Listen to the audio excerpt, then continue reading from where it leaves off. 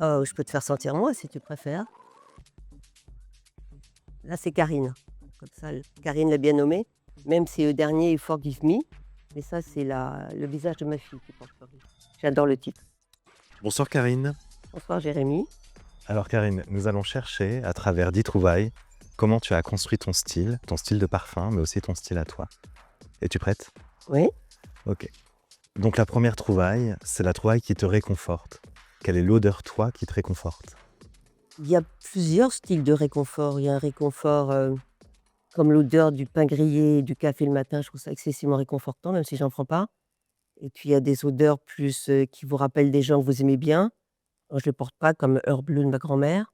Donc, il y a différentes sortes d'odeurs qui vous réconfortent. Mais certainement, je me parfumerai pas à café et tartine grillée, certainement pas. Ça me ressemble pas, mais c'est certainement une odeur qui est, à mon avis, réconfortante. Est-ce que la mode, ça peut réconforter? La mode, ça peut vous rendre, meilleur vous-même. Je pense qu'on a toujours trouvé, je n'osais jamais dire à mes parents que je travaillais dans la mode, je trouvais ça excessivement superficiel. Bon, j'ai commencé à faire des études de russe, bien sûr, et finalement, je pense que quand on se sent bien dans sa peau, peut-être tout simplement un nouveau vêtement, une nouvelle veste, un nouveau trait, je sais pas, couleur de maquillage, une nouvelle couleur de cheveux, quelque chose qui vous rend plus sûr de vous parce qu'on a tous quelque chose de bien. Faut juste savoir ce que c'est. Une fois qu'on l'a trouvé, c'est plus facile. Mais je pense que la mode peut aider à se sentir mieux avec soi-même. Après, c'est pas une question de prix, c'est pas une question de goût, c'est juste soi-même.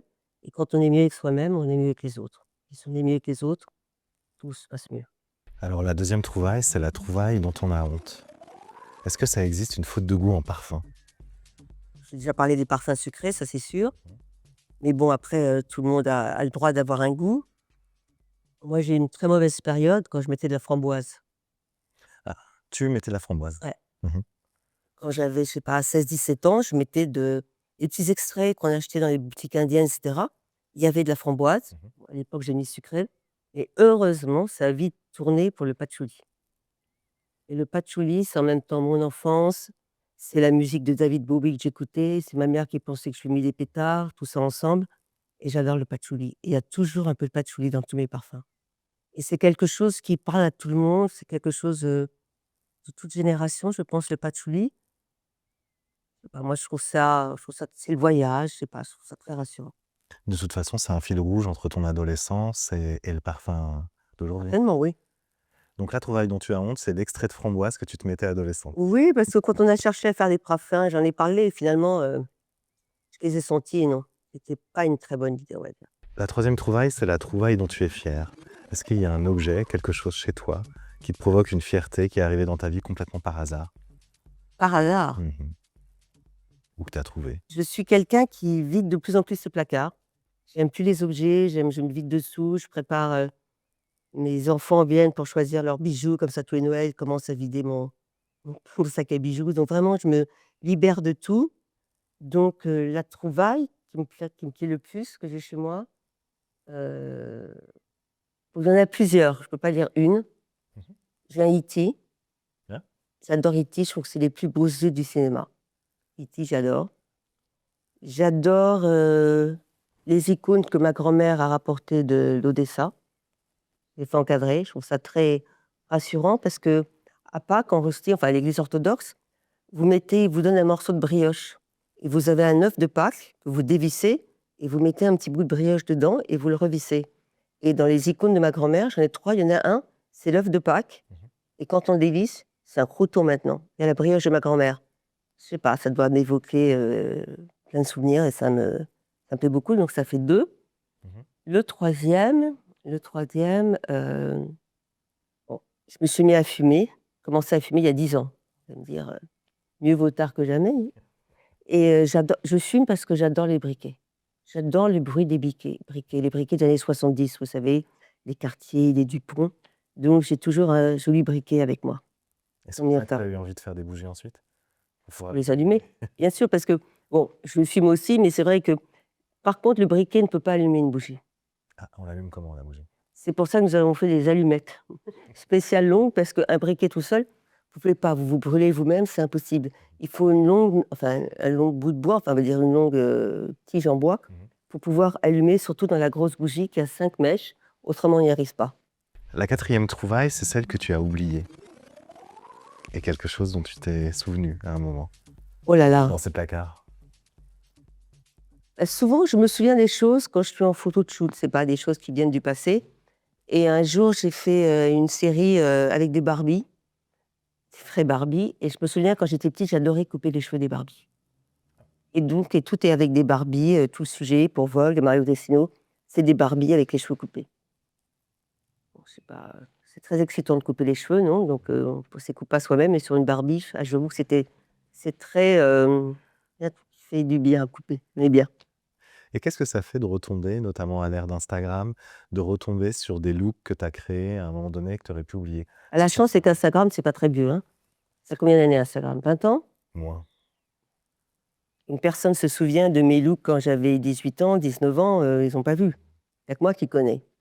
Et là, aujourd'hui, on va dire que je suis habillée en Karine, pas mode Vogue. Je suis habillée en Karine, jean, t-shirt, très simple, comme on n'a pas l'habitude de me voir, mais je pense qu'au fond, c'est la vraie Karine, très 70. Et le premier parfum que j'ai créé, c'est quand je suis rentrée à Vogue. Je me suis créé un personnage, aussi bien vestimentaire qu'olfactif, c'est comme ça qu'il faut dire. Donc je portais que des jupes crayons, des talons hauts, des vestes près du corps et j'ai créé mon premier parfum, c'était Opium pour homme, avec un peu de fleur d'oranger de Serge Lutens. Parce que je voulais que tout le monde, que l'équipe sache que j'étais arrivée de bonne heure, j'étais déjà là quand ils m'avaient monté dans l'ascenseur. J'aime bien l'idée du sillage. Donc c'est comme ça que j'ai créé, si on peut dire, mon premier parfum et que ça continuait. C'était presque des personnages dans lesquels j'avais envie d'être. Et les looks que tu crées pour les magazines, par exemple des campagnes de pub ou des éditos, quand tu retombes dessus, parce que maintenant ces images, elles ressortent, elles servent d'inspiration. Et ce que je suis contente, c'est que je les trouve pas démodées. Et elles sont pas démodées parce que finalement, dans ces images, le vêtement n'est pas ce qui est le plus important. Le plus important, c'est la femme, parce que je trouve qu'il y a de la mode femme, qui va les porter. Et les mannequins, je les traitais comme des actrices. Je disais à un mannequin, aujourd'hui, bah voilà, tu vas, je sais n'importe quoi, tu vas représenter Marilyn Monroe, donc imagine ses émotions, son blush, son verre, etc., sa cigarette. Et tout était autour du personnage. C'est comme si je racontais un film. Finalement, mon métier, c'est un peu metteur en scène. Mais bon, je ne suis pas un metteur en scène de cinéma, je suis juste un metteur en scène de certaines séries de mode. Et c'est pour ça, je pense qu'elles ne vieillissent pas, parce que le vêtement n'est jamais le plus important. C'est la femme qui les incarne. De toute façon, on m'a toujours dit, je crois que c'est Saint Laurent qui disait ça, dans la vie, c'est pas bien qu'on te demande ce que tu portes, c'est bien qu'on dise que tu es belle. Donc je pense que tout vient de cette phrase-là. Ah. À la fin, c'est pas important ce qu'on porte. Donc C'est la être à la mode, personne. c'est l'attitude. C'est l'attitude et de ne pas vous demander justement ce qu'on porte et juste vous dire que vous êtes belle.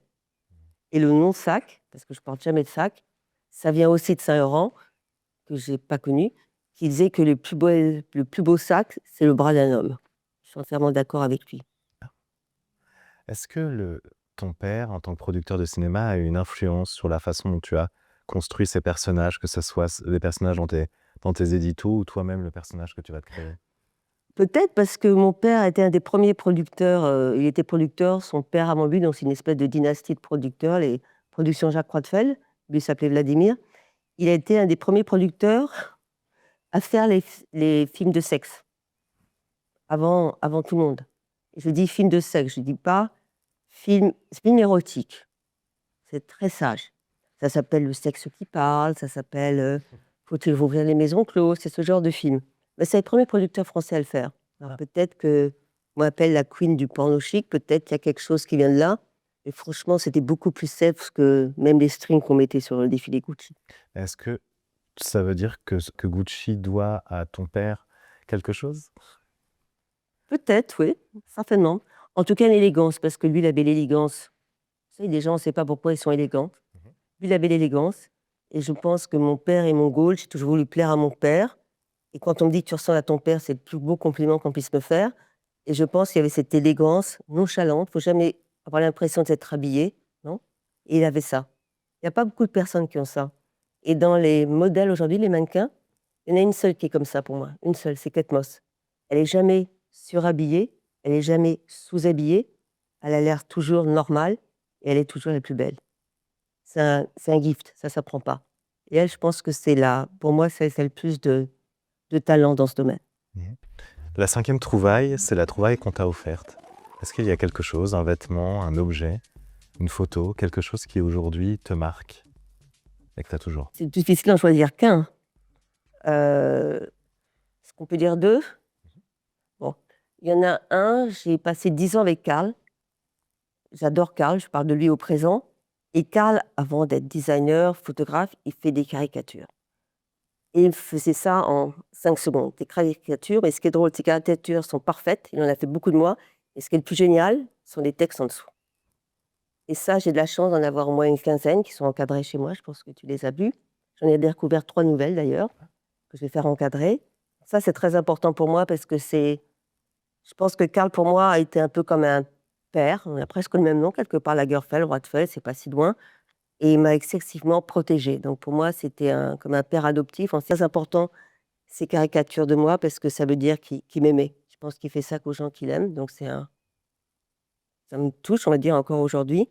Ce que je déteste de Karl, c'est toutes ces effigies. Elle est comme Karl, les marionnettes, ça. Je ne peux même pas les voir en couleur, j'en veux pas chez moi.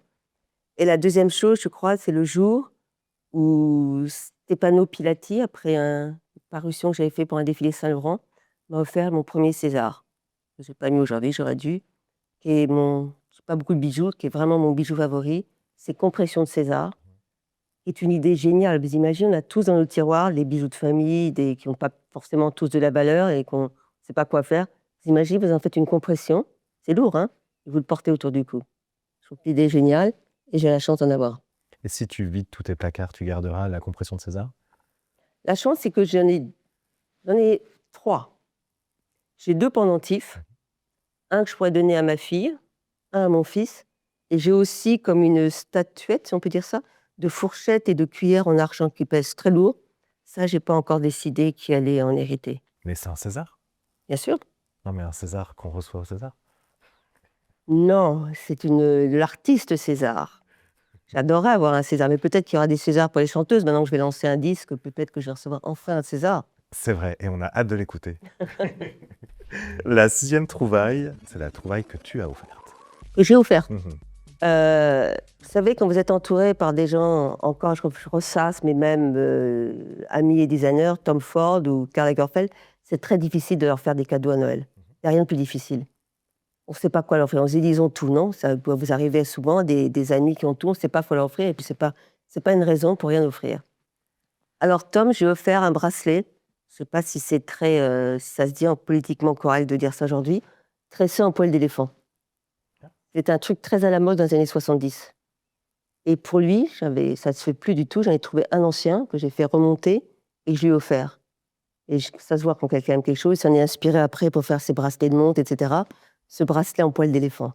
Qu'est-ce qui t'a fait penser à lui dans ce bracelet? Il est très 70, Tom. Et quand j'ai vu, j'ai dit c'est fait pour lui. Et il a adoré. Ça se voit quand quelqu'un aime bien. Et l'autre à qui j'ai fait un cadeau aussi, qui n'a vraiment tout, c'est Karl. Que offrir à Karl? Difficile. Alors je lui ai dit, bon, j'ai offert quelque chose qu'il va porter. J'ai dit, au moins, offrir un objet. Je n'ai pas non plus les moyens de M. Arnaud pour lui offrir un Jeb Koons, le genre de cadeau qu'il recevait.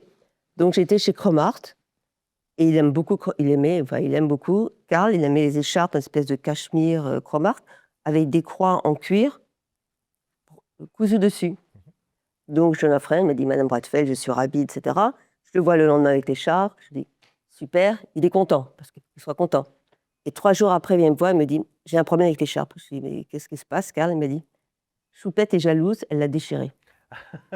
Elle n'avait jamais déchiré aucune chose, aucun vêtement, aucune écharpe de Karl. La mienne. La bonne idée, c'est l'année suivante, j'ai pu lui offrir une deuxième écharpe. Et Choupette? Elle n'y a pas touché. Ah, très bien, cette année-là, elle ne faut pas contente. Jalousie de femme. Tu vois, donc, t'es plutôt chien que chat, et pourtant, un chat. Non, Choupette est horrible.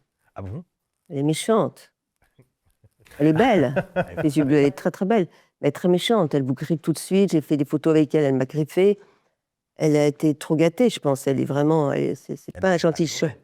Ouais, plus que ça. Donc, c'est pas un chat avec qui on veut. Et elle est très distante. Je pense qu'elle vient pas vers vous du tout. Et j'ai les mains qu'on saignait à vouloir faire des photos avec Choupette. Hein. Mais je crois que c'est ce qu'il aimait de Choupette, qu'elle soit si inaccessible. Il les a rendus comme ça, non? Que finalement, Choupette, c'est un cadeau qu'il a reçu et qu'elle n'a pas voulu rendre. Oui, c'est ça, c'est pas vraiment un cadeau, c'est qu'il va se proposer de garder le chat. Il l'a jamais rendu. Et il l'a jamais rendu. Voilà. Ça en a beaucoup.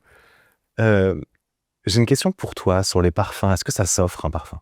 Parce qu'on en offre souvent, mais c'est dur de trouver l'odeur pour quelqu'un. C'est très difficile, alors on ne se trompe pas, il y a des gens qui sont très fidèles à leur parfum, comme ma grand-mère qui aimait Heure Bleue. Bon, on va lui offrir Heure Bleue, on sait que ça va lui faire plaisir, qu'elle va l'utiliser, qu'elle ne va pas la mettre au fond d'un placard. Mais autrement, c'est difficile aujourd'hui parce que les gens n'ont plus cette fidélité à leur parfum. Il y a tellement de parfums qui sortent tous les jours, tellement de propositions de parfums, c'est difficile de choisir. Et il faut vraiment réfléchir à la personne. Bon, c'est pour ça que j'ai créé les parfums de Karine Roitfeld et surtout à commencer par les Seven Lovers. Parce que bon, ils sont notre gender, donc c'est hommes et femmes. Et pour moi, ça me rappelait des endroits que j'aimais bien, avec des gens que j'aime bien, d'où le prénom. Par exemple, Saint-Pétersbourg, c'est Vladimir, parce que j'aime ce prénom.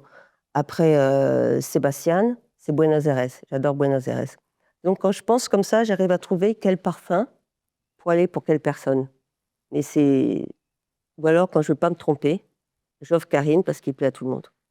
C'est le plus, je ne vais pas dire le plus facile, mais le plus grand public, si on peut dire, c'est Karine. Moi, je porte le Vladimir. C'est le deuxième. Je... Ça paraît des, n'est-ce pas, des Catherine de nos hits. Et après, c'est Caroline, n'est-ce pas? Voilà.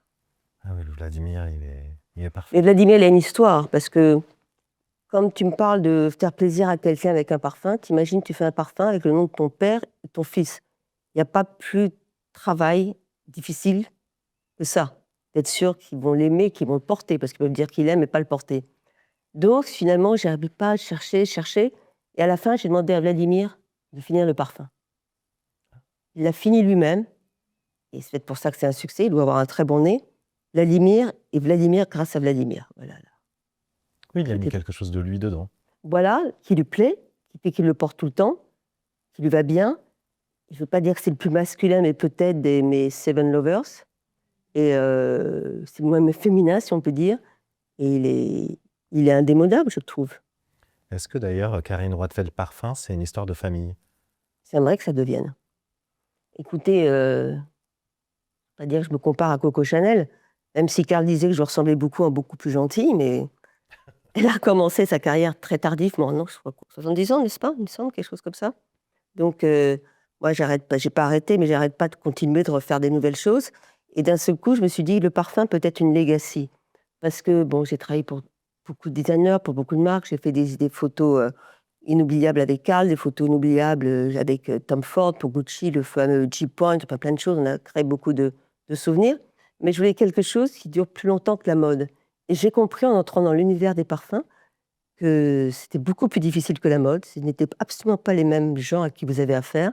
Mais si ça marchait, ça pouvait durer beaucoup plus longtemps. Donc, c'est pour ça que je l'ai fait pour une espèce de legacy, si on peut dire, à mon fils, à ma fille, à ma petite-fille, à mon petit-fils. Donc, il y a déjà un Vladimir, il y a un Georges, mon petit-fils. Maintenant, j'ai Julia, elle est l'image de Forgive Me. Maintenant, j'ai un problème avec Romy. Mais le problème, c'est que Romy, elle n'aime pas trop mes parfums. Elle a 14 ans, elle aime les parfums, vous savez, qu'on se met en brume sur le corps. Donc, il va falloir que je trouve une solution parce que Romy ne peut pas ne pas avoir de parfum. Donc, il y aura le Romy qui sera une brume. Qui sera vampirisé par elle, on va dire, qui sera frais pour les... Parce que je ne pense pas aux filles de 14 ans quand je fais mes parfums. Égoïstement, je pense à moi ou à mes amis. C'est encore une nouvelle génération, donc c'est pour sa génération à elle. Et je pense qu'il y a qu'elle qui peut savoir ce qu'elle a envie de porter. Même si ça me fait du mal, si je déteste ce qu'elle me demande, je ferai en sorte que ça lui plaît. Mais tu dis quelque chose de très juste sur Coco Chanel, que peut-être Karl voyait par rapport à toi, c'est qu'elle a eu 2 carrières et à 70 ans, ça va être la 2e carrière. C'est le moment où elle est en Suisse, elle dit pour la première fois qu'elle est très riche, les Vertemer ont repris la maison, et en fait, elle va découvrir le New Look, ça va lui être tellement insupportable, les Vertemer ont très envie qu'elle revienne à Paris, ça va lui être tellement insupportable qu'elle va revenir à Paris, reprendre la maison, elle va inventer le tailleur Chanel qui n'existe pas encore. Et ce que j'aime, c'est là où ça te correspond sans doute dans ta créativité, c'est cette spontanéité, cette façon de réagir à quelque chose pour faire son chef-d'œuvre finalement qui n'existe pas encore. Bah, tu sais, quand j'ai quitté Vogue, c'est comme partir avec une couronne qu'on dépose, parce qu'être rédactrice en chef de Vogue Paris, c'était, on va dire, l'ultime. Bon, il y a le Vogue américain, mais le Vogue Paris, c'est quand même plus... Il y a un truc en plus, non? C'est le meilleur titre au monde. Donc, quand tu quittes le Vogue, tu dois déposer ta couronne, non? C'est pas comme Chanel, c'est différent, il n'y a pas eu la guerre, etc. Mais recommencer un nouveau magazine, comme Sierra Fashion Book, recommencer des parfums, ça mérite beaucoup d'énergie.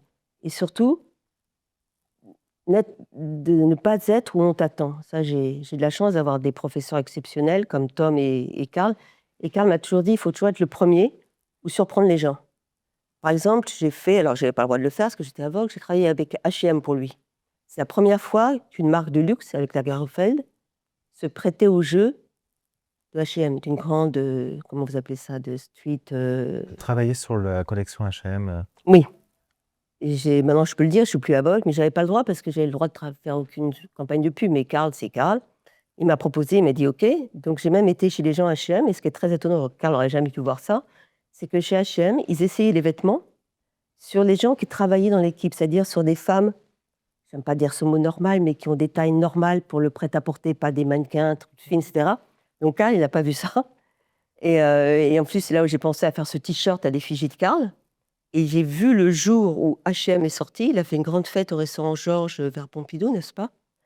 Le jour où il y a eu la fête, j'ai vu que Karl, qui était un icône de mode, est devenu une rockstar. D'un seul coup, tout a shifté.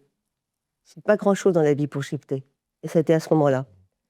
Et tous les jeunes adorent Karl parce que même s'il était beaucoup plus âgé, il faisait pas vieux con, il était drôle, il parlait à tout le monde. J'espère que j'ai hérité un peu de ça de lui aussi. Et je pense que il a continué, il a jamais arrêté. Il disait: «Je prends pas de vacances, pourquoi je prendrais des vacances? Je travaille pas, j'aime ce que je fais». Ça, tout le monde ne comprend pas, mais moi, je commence à comprendre. Et c'est assez drôle, en tout cas pour moi, ça résonne particulièrement parce que mon premier boulot étudiant, ça va être il y a quelques années chez H&M. Je vais commencer chez H&M et le premier week-end où je travaille, c'est le lancement de Non. la collection. Et j'oublierai jamais le rideau qui s'ouvre et les gens et les pieds et qui piétinent. C'est le mannequin Erin Wesson qui avait fait le mannequin. Et j'ai toujours le t-shirt. Ah, tu l'as? Parce que moi, bien entendu, je ne garde rien, comme je disais tout à l'heure, j'ai rien. J'ai aucun vêtement. J'ai passé 3 ans avec Uniqlo, j'ai gardé aucun vêtement, je garde rien. Et je suis habillée vraiment un peu plus simplement, où j'ai un uniforme, comme il faut mettre l'uniforme Karine. Mais je me suis, on va dire, simplifié la vie. Mais c'est vrai que c'était une révolution, Karl. Il m'a dit: «Madame Roitfeld, faut être le premier». Et quand j'ai lancé le premier numéro de Sillard, avec les bébés et tout ça, avec Rose Weber, il m'a dit: «Oh, j'aime pas du tout». J'ai dit: «OK». Il m'a dit: «J'aime pas du tout l'idée de ces bébés en couverture, mais vous m'avez surprise. Je m'attendais pas à ça. Je m'attendais à des porte-jartelles, à des bas noirs. Et le fait de me surprendre, ça, c'est encore plus fort». La 7e trouvaille, c'est la trouvaille qui te définit le mieux. Est-ce qu'il y a quelque chose dans ton parcours, dans ta vie, que tu as chiné, que tu as trouvé, qui t'est tombé entre les mains? Et si tu devais en garder une qui raconte Karine en un objet, en un vêtement, en un quelque chose? Moi qui ne garde pas beaucoup de mes robes, d'abord parce qu'on ne rentre pas toujours dedans avec l'âge, j'ai une seule robe que je garde. Parce que pour moi, elle a une histoire extraordinaire. C'est une robe que Mario Tessino m'a offert, je sais pas, il y a peut-être 30 ans. Une robe de John Galliano, quand il n'était pas encore Dior. C'est le roi des biais, des robes de Galliano. Donc elle est blanche, avec un espèce de soutien-gorge noir, avec une écharpe noire. J'adore cette robe. Et un soir, il y a un grand dîner, je ne sais plus, Mario Tessino organisé, dans les Champs-Élysées, je ne sais plus dans quel endroit. Et à l'époque, moi, je prenais pas des taxis ou des Uber, tout ça, il y avait pas. Je conduisais mon Austin, une petite Austin rouge. Non, bon, ça se fait plus aujourd'hui, mais c'était. Et je suis arrivée au dîner, un peu en retard, en courant. On n'a pas de portable à l'époque pour prévenir, etc. Avec les clés de la voiture à main, en me disant: «Je suis désolée, je n'aurai pas de place pour me garer». Et ce moment, je pense qu'il y a eu un silence dans la salle, même je crois Anna Wintour était là à ce dîner. Et ça m'a fait rire parce que c'est tellement moi, d'arriver comme ça, en courant, sans veste, sans sac, les clés de voiture et je n'avais pas trouvé de place pour me garer. C'est la vérité. Et je pense que ça reste. Et je garde cette robe. C'est ma robe, je garde pas beaucoup, mais celle-là, je rentre dedans, ça va. On parlait du cinéma, il y a quelque chose de cinématographique dans cette scène avec la robe. Ah oui, ça, j'aimerais bien la refaire, c'était génial. Et c'est rare qu'on se sente bien dans sa peau, même on arrive en retard, d'habitude on est chez Anna Wintour à un dîner, vous êtes fermé comme ça, en douce. Et là, pas du tout, je suis arrivée éclatante, en courant, et des talons pas trop, en courant. Désolée, je ne saurais pas me garer. J'avoue que ça a fait un bout de moment. Je voudrais que dans un Ça film. peut être une publicité pour les parfums. Ça pourrait. C'était très. Mais bon, je m'en souviens. C'était un bon moment. La 8e trouvaille, c'est la trouvaille que tout le monde devrait trouver. Je peux dire celle-ci, Sur soi-même ou dans son placard? comme tu veux. Je pense que même si on ne s'aime pas, je serais dans la mode, c'est quand même le look, etc. On a tous quelque chose de bien. C'est pas possible qu'on ait rien de bien. Ça peut être des très belles mains, ça peut être une belle bouche, ça peut être un décolleté, ça peut être des sourcils, ça peut être des chevilles. On a tous quelque chose de bien, jusqu'au jour où on la trouve. Et où on la trouve, faut plus la lâcher. Et en Je pense fait, que la ça, c'est le trouvaille cas de tout le monde. qu'on devrait tous trouver, c'est ce qu'on a de bien. Même ce n'est qu'une chose. Ça peut être un décolleté. Bon, moi, j'ai pas un décolleté exceptionnel, j'ai pas des mains exceptionnelles, j'ai les oreilles qui décollent. Là, j'ai 2 choses, j'ai des jolies jambes et j'ai des beaux sourcils. Donc, je protège. Parce que tout le monde doit a quelque chose de bien, qui lui ressemble. Je pense qu'il te donne la confiance. Tu as des beaux sourcils ou tu as un beau regard ou tu as un regard magnétique? Parce que tu as un regard qui est une Je sais pas signature. parce que je me regarde pas moi-même ça. Mmh. Je vais répondre comme Karl bientôt, j'ai été à bonne école. La 9e trouvaille, c'est la trouvaille que tu regrettes d'avoir vendue. Bon, je vends pas grand-chose, hein, peut-être que j'ai donné, plutôt que vendre. Que j'ai donné. Oui, là d'ailleurs, je voulais qu'elle me la ramène. C'est une veste, panthère que j'ai donnée, mais peut-être soi-disant prêtée à ma fille, de Hedi Slimane quand il était chez Dior, non, pardon, chez Saint Laurent, excusez-moi, et une veste, avec un simple boutonnage, avec 2 poches comme ça, comme un grand blouson en panthère et j'étais en train de réfléchir, il faudrait peut-être qu'elle me la Parce que Julia, elle pioche dans ton placard. elle pioche, non, elle pioche pas, je lui donne. Celle qui pioche, c'est Romy. Elle a découvert la plateforme il y a 10 jours et donc je pense que pour Noël, je vais lui offrir sa première paire de plateformes. Bah, c'est bien, faut qu'elle s'habitue, comme mamie à marcher, Ouais, mais bon, La 10e trouvaille et la dernière, c'est quelle est la trouvaille que toi, tu voudrais trouver, mais que tu cherches encore? un sugar daddy. Non, je parle de ça parce que l'autre jour, quelqu'un m'a dit: «Mais comment ça se fait que tu es pas un sugar daddy?» Je lui dis: «Non, moi, j'en ai pas besoin, je travaille, je suis très bien toute seule. Maintenant, j'adore être, célibataire, je trouve même que je suis très tranquille, j'adore ça». Il me dit: mais non, il faut absolument que tu trouves un sugar daddy». Je dis: «Bon, bah, peut-être qu'il faut mais c'est pas moi qui vais le trouver». Je veux dire: «Comment je vais trouver un sugar daddy? Je vais voir après». Il me dit: «Non, non, il faut absolument que tu trouves un sugar daddy». Donc voilà, Et du coup, demande tu as était commencé à chercher? moi chercher, non. Et lui va chercher peut-être pour moi, je sais pas, ça m'a fait rire parce que j'avais jamais pensé, à être comme ça. Je pensais plutôt peut-être devenir une cougar girl, et plutôt chercher un sugar daddy, mais bon. Oui, ça peut être très bien d'avoir un toy boy, Cher, elle le fait. Ouais, mais je préférais dans ce cas-là, un sugar daddy. Un sugar daddy. Ouais. Intelligent, sympathique, avec qui on peut parler, prendre un week-end à Venise, quelque chose comme ça, pas de plus. Habiter ensemble et quelque part, why not, non? Mmh. Voilà, la dernière trouvaille. Écoute, je pense que chacun doit trouver ce qu'il veut trouver. Je cherche pas, on m'a dit que je devrais trouver, donc j'écoute. Une bonne oreille.